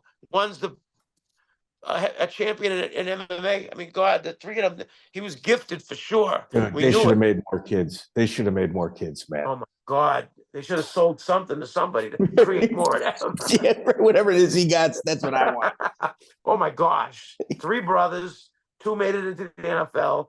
One is probably going to go down as one of the best fight ever. Ever. One of the best fighters ever. But amazing genes, amazing, gifted. Some people are gifted. You know, that like Floyd Mayweather said one time, there's fighters that are great, then there's fighters that are gifted. And he was gifted for sure. All right. And yep. Yeah, all right. So he's got a bit of a reputation now that was much different than when he first came onto the scene. Was he always kind of like this and it was just hidden, or? I'll tell you what, before he got, I believe it was before he got into the UFC, or we were at a, I don't know if it was a grappling tournament or something, but Bas Rutten was there. And we were all sitting in there, and all of a sudden Bas Rutten calls over. We're all, me, John talking, Ryan's talking, we're all talking. And all of a sudden Bas Rutten called and said, hey, would you like to, grapple with me a little bit? When John heard that and went over to see Bas Rutten, it was like I was at a dance with somebody, a girl, and she saw somebody, and I never saw her the rest of the night, and I never saw her again. That's what it felt like with John. When I said to Ryan immediately the next day, I said, listen, we're gonna, we might be in trouble with this guy. I mean, it was like we were all together there, but man, how quick he walked away. And like literally forgot about us and the rest of the day. But it was just a vibe I got. And obviously everything that followed later was right on the money. But Jesus, yeah, it was. Man, they're never loyal. Oh my gosh. Fighters will break your friggin' heart. He broke my heart so bad when he left. For Brett Jackson. Yeah. When he went away, we managed him up until and including his fight against Vladimir Matyushenko. After that, he fought one fight and then fought for the championship. And we didn't have him anymore after the Matyushenko fight. Well, did he have a conversation about leaving with you guys, or was it just? I never talked to him again after that. I never talked to him. I called the UFC to negotiate his purse for his next fight. And they told me they were no longer allowed to talk to me. We were no longer his management, that his wife was his manager or his girlfriend. I says, you're kidding me. I called Ryan. I go, what the hell is going on? And that was the end of it. That was the end of it. I never talked to him again. He ended up with, what's the guy's name? Malky Kawa down in Miami. But what a nice thing to walk in and get a guy that's one fight away from a world champion. Dude, here's the thing. In like, God, dude, let's here, dude. You're an East Coast cat. I'm a Chicago guy, Midwest guy. Yep. Here's the conversation. When a fighter is 6, 7, 8, 9, and 0, and then they go to like, I'm using air quotes, big management. That big management didn't do shit for them. The love and care to get somebody to 6, 7, 8, and 0 is so freaking difficult. I never managed because, dude, like I maybe I'm a pussy, but I think my feelings would have been hurt too often and too much and just too hard. We were building everything around Jon Jones. Oh, everything. Nights. Oh, Ryan was building a new gym. We were building everything around him. We made it. We're gonna make it with this guy. It's unbelievable. Travel destination. Yeah, people are gonna come here. It's unbelievable. This is the home of Jon Jones. He's gonna be great. We knew it. It was so. I used to, when Jon Jones, when he fought, I don't know if he knows this or not, but I used to tell Ryan, I don't want any money for it. Give it to him. because I want him to be happy. Give him the money, because he was only getting certain amounts at the time. It wasn't a lot. It ended up obviously changing later, but when he was fighting on the undercards when he wasn't in the UFC yet. And then when he got to the UFC, I said, I'm not even going to go to Vegas. That's your magnet. Nuh-uh. That's your magnet. I'm not even going to go. Yep. I says, Ryan, you go take care of it. Give him the money that would be coming to me, so he would be happy. And I wanted him to be happy. He ended up, the truth of it is, he ended up having a falling out with Ryan. And when him and Ryan separated, I was part of Ryan, so I went with him. I never had a problem with Jon. Man, I never had a problem with him. I was building my future around the guy. And when he left, it was like I packed my stuff. Bro. I went back home to my wife and son, and I says, I'm done. And I never, and that was it. I was so hurt by that. You know, bro, and your poor wife.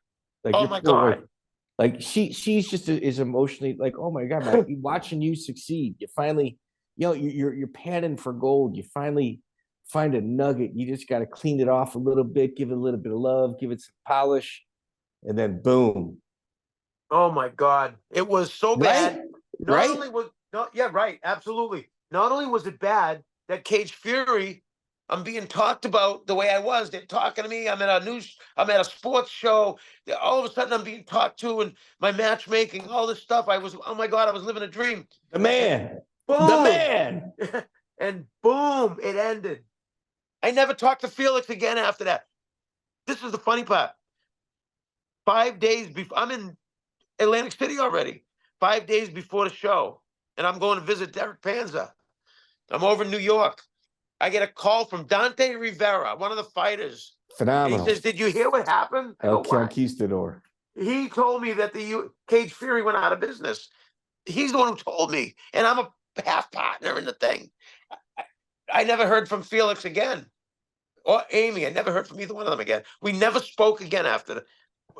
I was trying to get in touch with him the week before I was going there, and I was like, well, something's going on. I knew something was happening. How much did they lose, do you think, if you had to guess? What's that? How much did they lose? Well, from what he said he canceled the show. From what I understand, he canceled the show because he only had $1 million left out of the $4 million budget he had. So he lost at least $3 million. Do you believe he lost $3 million? I'll tell you what, he was throwing that money around. I believe he threw it all out there. Dumb. You know what I mean? Stupid. Stupid. We had they never listen to you. They never listen to you. You know what I mean? Like you're one of the good guys. You're gonna tell them, no, bro. But this is where you're gonna save a little bit of money. But this is where you're gonna spend a lot of money. But let's save all this little stuff along the way. They never listen. They never listen. I've had two investors. They hire you because they don't know what they're doing, and I come in, and then they're telling me how to do it. And it's like, wait a minute, didn't you bring me in here to do? All they had to do was listen to me, and I don't mean to sound like that. All they had to do was listen. Gary, I had a business partner that beat me for about 150 grand. I took 8 years of his life. You know, he went away, but he beat me for about 150 grand. And another thing they do is they want to be a tough guy. So they start doing steroids, and it's like everything changes. It's like, dude, you're not a tough guy. Like, you can talk tough with like these people here, but don't do it with me, because like we know who each other are here. It's so weird. MMA, it's like a haunted house. You just got to be careful what fucking doors you open. Oh my God! If I just a little bit of loyalty, and listening ability. Oh my God! Even with Jon, I mean, yeah, he had the problem with Ryan, but he didn't have it with me. I would have done anything. Be the intermediary. You know what I mean? I didn't even have the chance to try to correct anything. It was unbelievable. I went right by the wayside when he got rid of Ryan. I was with him, and I was part of it. And my deal was with Ryan, and what a shame. And I never even got to talk to him again after that. And we had still 2 years left on a contract, but hey, he's got 2 professional football players as brothers, and they probably bigger companies. We couldn't keep up. We were growing with him. we were all growing together. All right. And we were all there when none of us had anything. And then fucking Wait, he hit some other load. Gary, I do the math.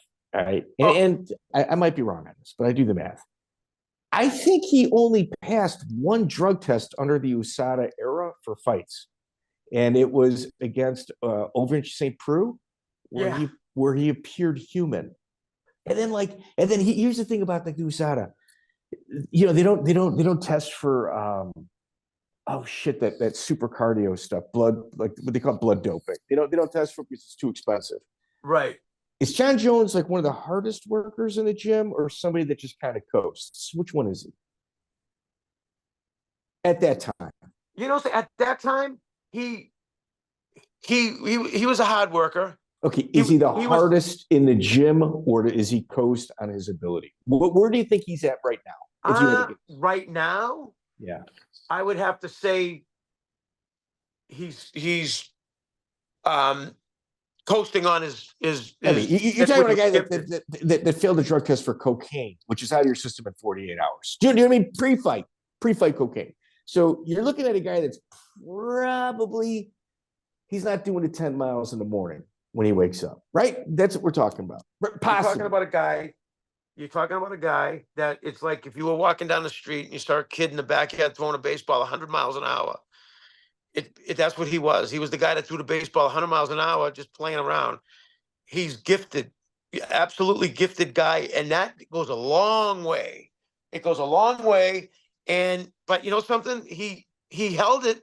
He held on to it. He got a little shaky in the middle. There was a couple of times when he looked like he could be beat, but boy, I'll tell you what. The shame of it is, he should be the Mike Tyson, the Muhammad Ali of MMA. Which up on a pedestal, there should be a statue of him somewhere. But you know something? I don't think anybody wants to see him fight at all.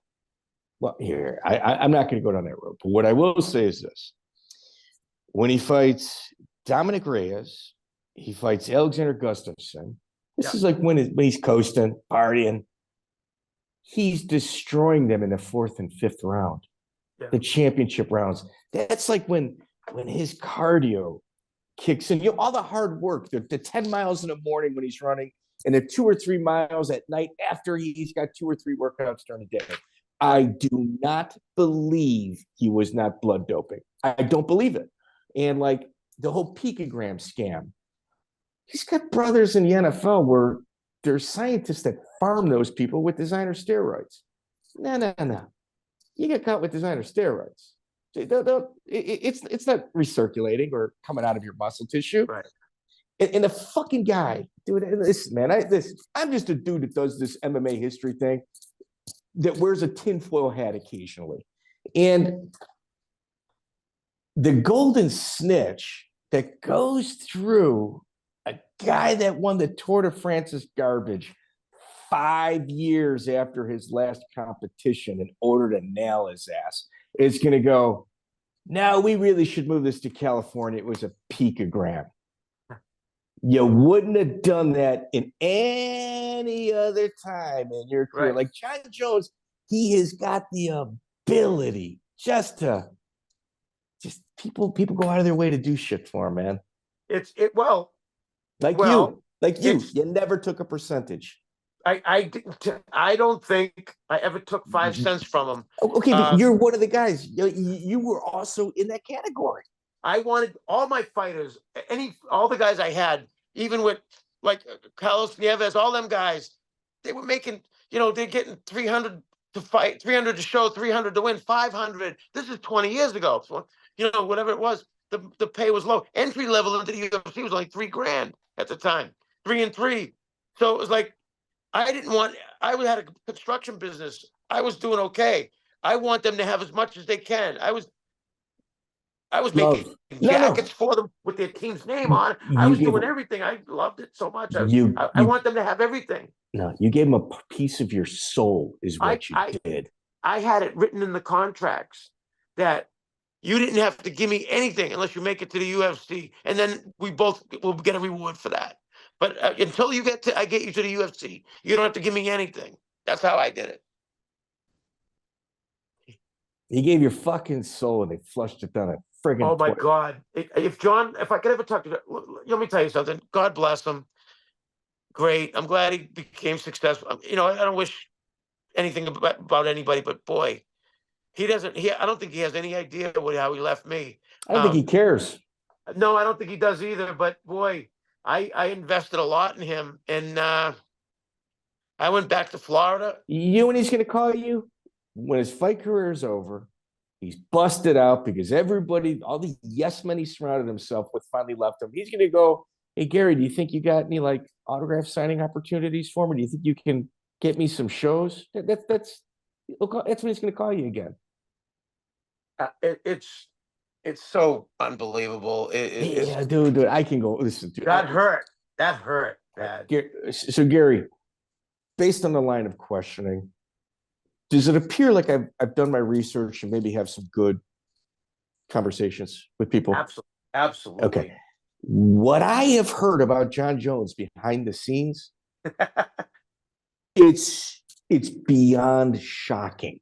I'm not going to disagree with you.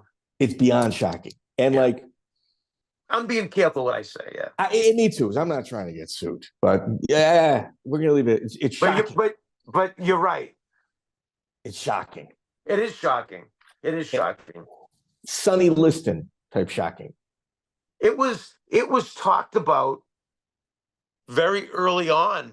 I mean, Joe Silva used to talk to me about it. He used to say, man, we're going to be in trouble with this guy. If this guy's doing this now, what's he going to do when he's a superstar? I said, Joe, I don't know what to tell you. I'm what do you want me to do? We're trying to.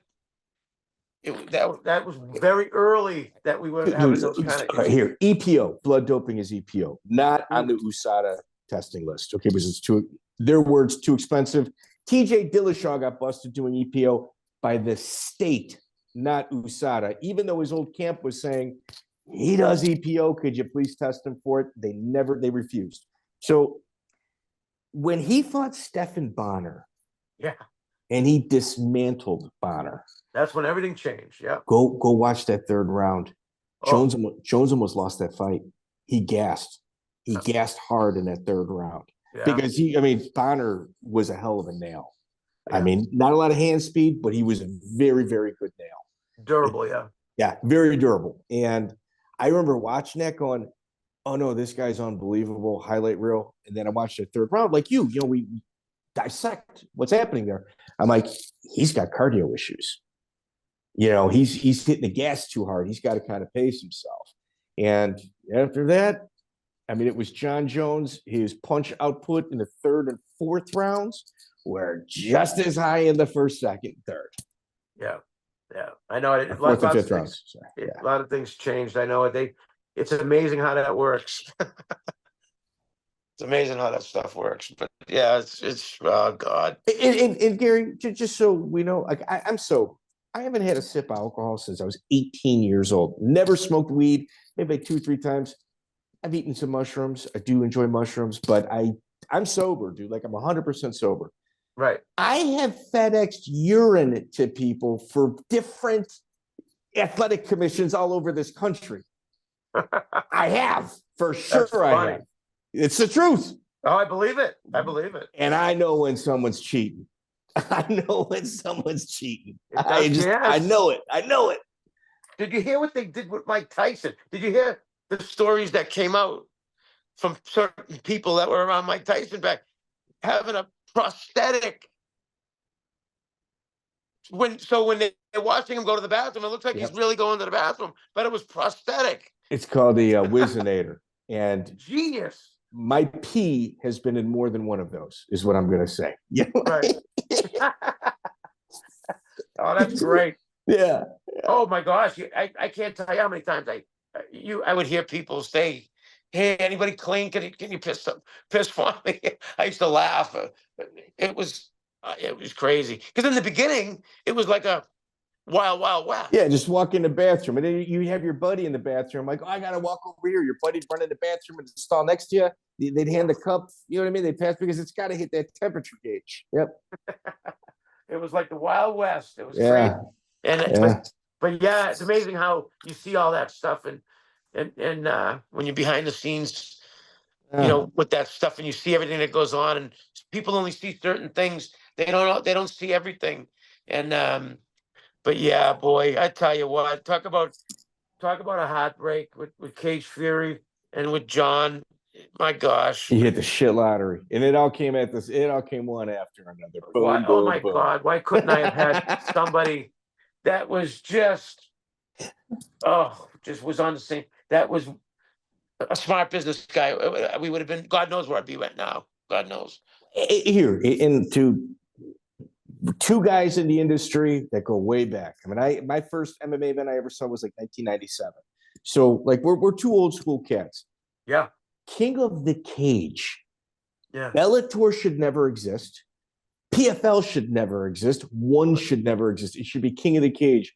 But the garage sale that those guys put together, it was I couldn't I wasn't sure if they were on the UFC payroll. I'm like, are they trying to tank this thing?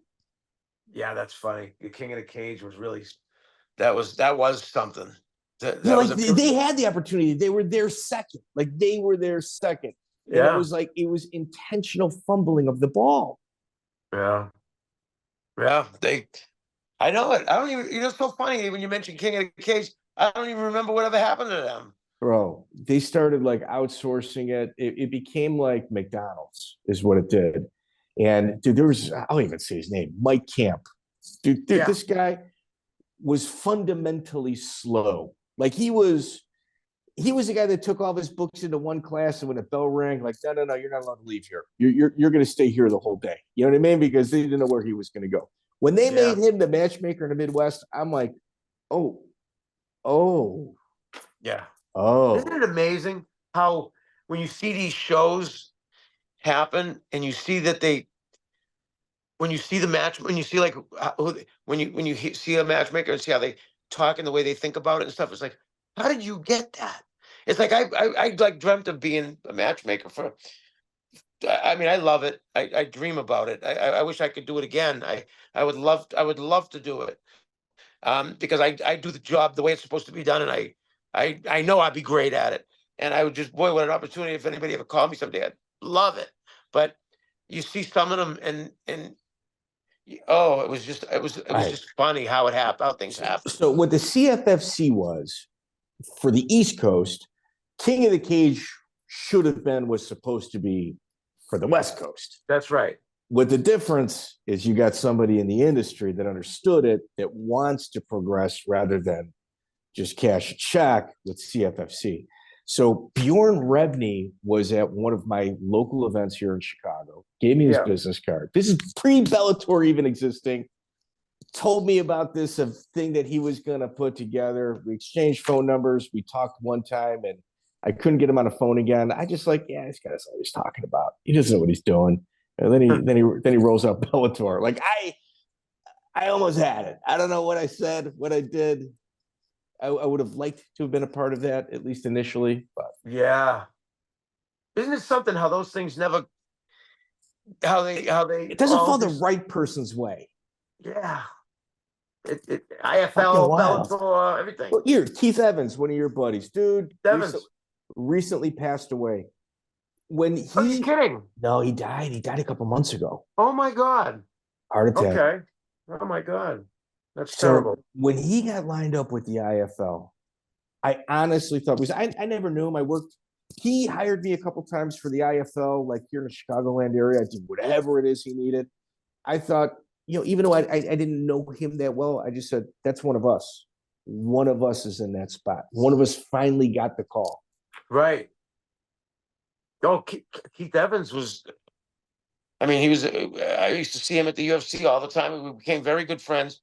When he got out of the UFC, he was bebopping around to all different shows. And I did a show with Derek Panza. And Derek Panza actually brought Keith Evans in. World Cage Fighting Alliance. For a couple of shows. Yeah, February 6, 2009, World Cage Fighting Alliance. You got Marcus Aurelio versus Chris Ligori, undercard Steve DeAngelis and Felipe Arantes. Yep. That's Steve DeAngelis' biggest win. Yep. I had that show. I did that show, and Keith Evans came in as a consultant to help us out. He was going to come in for like 1 or 2 shows. So I did that show with and it's so funny. That was where Derek Panza, I forget his buddy's name that was the money guy in that show. But like you had said before about everybody doing these shows, people that had money and they wanted to do one of these shows, They just want to be the man. They want to be the man. Yeah. They want to be the one walking around, shaking the hands and kissing the babies. But boy, when they lose a few bucks, they do a backflip. It's like, well, what do you think? I mean, it's the minute they started losing a little bit, everything was beautiful until they saw that they were losing a little bit of money. And I even said at the beginning of every show I helped, listen, you got to be in it to, get through this beginning. Yeah. And hopefully something will click, because there's 100 of you out there all doing the same thing. Something has to separate everybody. And that's what I did with Cage Fury. I wanted to separate myself from everybody. Dude. And I did it by having them, Phenomenal. I knew what had to be done to separate myself from everybody, and I wanted to get right up there, and I wanted to be the show on the East Coast, and I wanted to be the show that fed the UFC. And oh my God, that's what I wanted. That was my dream. And yeah. We're wrapping up a little bit. Let me ask you, Bruce Marshall. Do you remember him as a promoter? Bruce Marshall, yes. What was your opinion of him? Bruce Marshall. Oh boy. Atlantic City, right? Yep. Oh, Bruce Marshall. Yes, he had his own school. He was the one that Marcus Davis threatened his life. Bruce Marshall. Now, Bruce Marshall's fighter fought in. He was having issues clearing checks. Marcus Davis had to be talked to several times about not killing his entire family. Bruce Marshall, wow, I didn't know about that. But Bruce Marshall, I used to get fighters out of his gym for our show, the early Cage Fury. I think it was number 1 or 2. But I dealt with him a few times with fighters and stuff. But yeah, a little bit of a wild man. Obviously, a guy from the past that was into this stuff probably would have been great at it again if he was younger. He was into all that stuff. He was he'd be like, I think it was wasn't he? Didn't he fight in underground stuff? He did. Yeah. Yeah, he was. Yeah. I know. I forget some of them. My memory's getting a little bad, but yeah, no, I dealt with him when I was with Cage Fury. That's how I dealt with him. What about Nick Serra? Nick Serra. Yeah. Oh, my guy fought Nick Serra in the main event of I forget the name of the show, but Lou Neglia's show. I think it was Lou Neglia's show. No, it wasn't Lou Neglia's. It was the guy that owns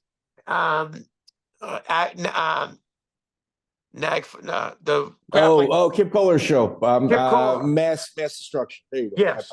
Atlantic City, Carlos Nieves fights Nick Serra. And oh my God, that was great. We were in the main event, fighting for a title. And what a great beginning to that fight. Carlos picks him up, throws him on the ground, starts pounding him. But man, he got caught in a triangle in the second round or third. And got kind of put out. But what a great that was great. That was a great night too. And Matt Serra, what a nice guy, Matt Serra. We were talking before the fight, talking after the fight. Such a nice guy, my God. I agree. And Nick is an interesting guy. He's the monkey, the mad monkey. Dude, his social media is wild. You ever see the feed on him? Yeah. Oh my gosh. I think that's why they call him a mad monkey. But he's out there, but boy, he's tough. He's definitely. Talented, very talented, that's for sure. Oh, absolutely. Why don't we close with October 2004, UFC 50. You and Tom Brackett sponsored Shelby Walker to attend her first UFC fight. Yeah. Wow. Tom Brackett. Geez, very good friend. Shelby Walker, yeah. I brought her to the show because we were trying to promote her. I was trying to promote her. Let me think back now. They even brought the camera crew up to the stand in the stands, the UFC. They brought the camera crew up into the stands and did an interview right in the stands with her, with me. Yeah. I believe it was that show, and they did an interview because at the time there was she was like one of the original. She's undefeated all-star. She was undefeated until she ran into Tara La Rosa, who arguably one of the first women's world champions ever. Yeah. And she holds the record for the quickest MMA fight, women's MMA fight, 5 seconds. Massachusetts. She knocked the girl out in 5 seconds. It's on YouTube. Another person that passed way too early. Shelby Oh my Walker. God. Now I don't know if you know this. I don't know if you know this or not, but she called me the night she passed away, and she passed away on the phone with me. Oh, and fuck. Yeah, she called me at 1 a.m. She was working for us at Cage Fury, and she was having problems with Dennis Kang, and she was having problems with her son, and everything, all kinds of stuff. She called me up, woke me up out of a sound sleep, 1 a.m. I'm like, Shelby? She goes, Gary, I just want to let you know I love you, and I always cared about you, and I just want to say thank you. And I go, what are you doing? What's the matter? I'm like, I'm trying to wake up. I'm like, she goes, I took a lethal dose of Oxycontin. She says, I'm sorry. And I'm like, what? Are you kidding? And I'm like, trying to wake up. I'm trying to speak. Is this real? I couldn't believe what was happening. And I'm like, oh my God. And then all of a sudden, we're trying to talk. I hear breathing. Don't know what happened. I'm assuming that's what happened. And phone went silent. And I was like, oh my God, I didn't know what to do. I don't know where she was. I couldn't call anybody and say, this is where she is. I didn't even know what to do. So I waited till morning. I called, Felix calls me. And I go, Felix, you ain't gonna believe what happened last night. Shelby called me and she said she overdosed herself. He hung up immediately. He took it very serious. He hung up immediately. Called me 20 minutes later, said they found her in a hotel room dead. I go, oh my God, you're kidding. Yeah. Yep. Terrible. Oh my God. That was awful. I couldn't believe it. We had Dennis on, and he talked about it. He's just Dennis Kang? Yeah, oh yeah. Yeah, he didn't dodge it. He talked about it. Yeah. And if you know Dennis, like I obviously do, he's a pretty innocent guy. Like, I'm not saying that he hasn't been around many corners, but like he's still green. Like there's innocence there to him. Yeah. Like there really is. And like he's I wish I still had it. I wish I still had that.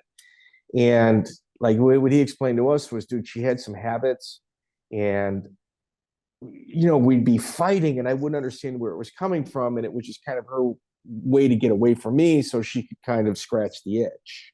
It sounded like she was battling with opiates for a while. Yeah, she absolutely was. And now at the time I was living down in Cape Coral in Florida. She was over on American Top Team, and I would go over there all the time, and I would bring her to, she would go get her hair done and go get nails, and I would bring her and I'd give her some money and say, hey, whatever you need. And I was always trying to help her out. And I was strictly just a good friend with her. Me and her were very good friends. We were great friends.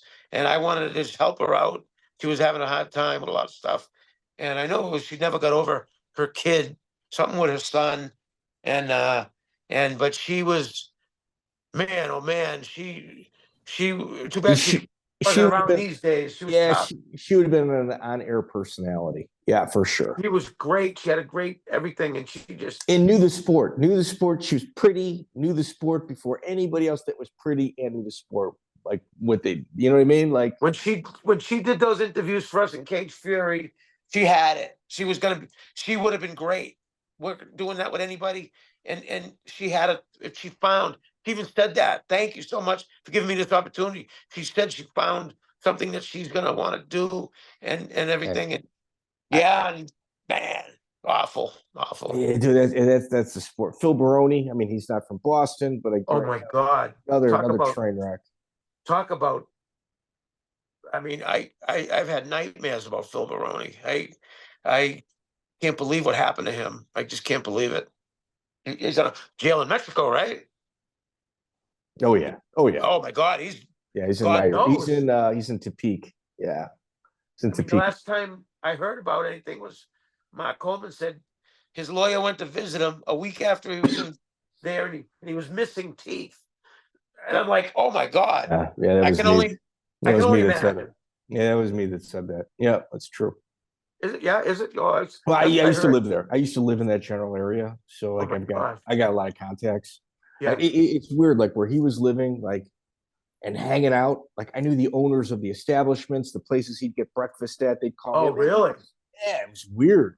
Like Wow. his current attorney right now, I helped him get it. Yeah. No kidding. Yeah. Oh my God. So what is you should have got? I'll talk to you off the air about it, dude. There's yeah, so wow. many fucking jerk offs that clip shit out and put it online, and then I get everybody mad at me. I'm not doing it. I'll tell you offline. Wow. Well, good Yeah. for you, man. Good Yeah. for you. I wish him the best. Of course. I feel, I mean, the guy who can't even, I don't even think he can talk that good anymore. I mean, he would talk about a warrior. I mean, my God, he had that warrior spirit. I don't want to end like this. This is a phenomenal interview. I don't want to end this way. You know, we're almost 2 hours in. So I know Joe Cavallero is going to complain about the time length of this. So let's end with something positive. Okay. What can we talk about? Well, The floor is yours, Matt. Well, I'll tell you what. It was like I said. I remember something pretty cool when Kimbo, 10 minutes before we were doing a press conference in New York to promote the Kimbo Mercer fight. Felix was supposed to be the guy going up there and talking and everything, and he says, "I can't do it." He goes, "You got to go up and do it." I go, "What?" He says, "You go up and do it." He goes, "I can't. I don't want to get up there." He goes, 10 minutes before, I had to get ready real quick. And I did that press conference, and the first thing I said was, I can't believe. First of all, I'd like to say thank you to Felix and Amy for this. It's a dream come true, me doing what I'm doing, and I can't believe I'm sitting up here like this. I grew up watching Ray Mercer, and I'm up here working with one of his fights with him. Dream come true for me, and I started it out that way, and then I just went on and talked about all the fighters, the fight card, and everybody was like saying how I got through that without even being prepared for it. And but it was the love I had for it and the love I have for the matchmaking. And boy, do I love being part of that. And to deal with the guys, the matchmaker, I mean the managers, going to the gyms, putting a good fight together, being proud of it.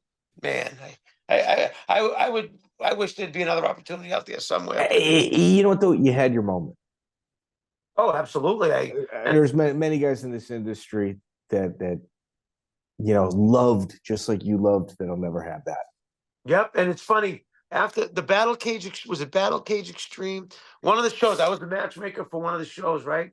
World Cage Fighting Alliance, Battle Cage Extreme matchmaker. Yes. Yeah. Okay. So after that show, I'm doing an interview with the Garv, and the Garv asked me, "What happened with Cage Fury?" And that's the first time I had talked about it after Cage Fury. And I says, so I go on my thing talking about it. And then he asked me about, he goes, "Are you going to work with anybody else?" I says, "I don't know, but if anybody out there needs me, I would love to work with somebody else, matchmaker. Yeah, anybody needs help, I'd love to do it." And he says, "What if the UFC ever called you?" I says, "Oh my gosh." I says, "If the UFC ever called me, yeah, I'd be there in a second." I go, "If it wasn't for Dana, none of us would have these platforms we're all on now in MMA. If it wasn't for him, for his love of the game, none of us would be doing what we're doing. So thank you to him and all this." The next day, the guy from Battle Cage, he fires me because I said I would leave and go to the UFC if they called me. Imagine that. He fired me because he said about me going to another show. I go, Jesus, did I say the wrong thing? My God, Yeah. the UFC calls me. I go there in a minute. I mean, I wasn't in any contract. They just wanted me to help them out, and I was talking about them. I did everything good for them too. And but yeah, it was so funny. The guy, I couldn't believe it. That's how people thought back then. Everybody wanted to conquer the UFC. It was stupid. That's why none of them made it. It's So Cage Rage in Europe, the United Kingdom. Yeah. Dude, you got UFC Fight Pass? I believe my son does. Yeah. Okay. I want you, like I do with the UFCs, watch an entire event. The amount of cocaine taking place backstage with the announcers and the owners' eyes bulging out of their head and not Oh even my able God. to put their words together and their jaws like kind of not being able to line up. That's funny. Dude, it's amazing. And look, when I've watched like my 15th or 16th event, it's, yeah, we're teaming up with Bodog. We're going to be bigger than the UFC. And I'm like, oh, there it is. Got him. Yeah. Cut your own throats. I Yeah, know. I used to work for Bodog. Oh yeah. Oh wow. Yeah, and Miguel Dorate had me talent scout and stuff like that. And his thing, like to his credit, he would say, "We just want to blur whose champions are better. Like we just want the conversation to exist of, well, maybe these guys at certain weight classes have got better fighters." That's when I knew, I'm like, this is where I want to work. Like, this is, the UFC's for sale. This is where I want to be. Cain Velasquez, John Fitch, like Miguel Torres. They had a bunch of guys over there that either fought for a UFC title or became their champion. Right. And yeah, no, kiss of death, especially back then. Like, here, we're going to be bigger than the UFC. And how much, like, I'm going to pay you 60 grand. How much of that do you need in training expenses leading up into the fight? Like, those two right there. If you check both of those boxes, it's over. Frank Shamrock has like sank more promotions just in training expenses. Well, yeah, I'm just a little injured. We'll just postpone the event a little bit, knowing that they're not going to be able to carry themselves. Like, it's, you know what I mean? Like, it's like, there's just certain things you can't do, man. Certain things. Business people, for somebody that never had a business in their life to start a business, you surround yourself with people that, if you're going to bring people in to help you with the business, this is a street business. This isn't like you're a business in a boardroom. We're standing on a corner slinging shit. That's the type of people we're dealing with here. This is street stuff. Yeah. This is street shit, man. It's different. You can't learn this in school. No, you go to everything's different. Everything's different. And it's not, you open up a book and say, okay, what should I say when somebody says this to me? What do I do? And no, this is, you got to be on the same. You better be able to read somebody. Yeah, you got to be on the same level. Put yourself on the level of everybody you're around. Sure. That's the only way you'll do it. Knew who's a snake. And dude, if you watch Bare Knuckle Fighting Championship, my first event I went for them was event number 4 in Cancun, but I went to one in Europe maybe like 3 or 4 months prior. I've been with them ever since. It's the same. It's phenomenal. It's phenomenal. I absolutely love it, and I would love to get to one. Dude, I got your tickets. You want to come out to one? I'd love to bring my son. Bring him. I got him on me. Oh my God. Thank you so much. If I can, whatever I can do. Yeah, come to Florida. Dude, we're in Florida quite a bit. That's the East Coast shows. I think we're going to be in Georgia either December or January. I'm there. I'll get there. I will get there, and I'd love to come down and see you. And I'd love to come down and see one of them live. I'm dying to get to one. Absolutely. Gary Marino. Oh, beautiful. Dude, our show Cavallero connected us. I called Joe for an interview. He said, no, you do Gary first. Yeah. That's what he said. That's what he said. If you can let him know I passed the sniff test, it'd be greatly appreciated, man. Good old Joe. Yeah, absolutely. Thank you so much, man. I appreciate your time, sir. All right, buddy. Thank you. Thank you very much. Check out the full interview on iTunes, Spotify, and all major podcast platforms.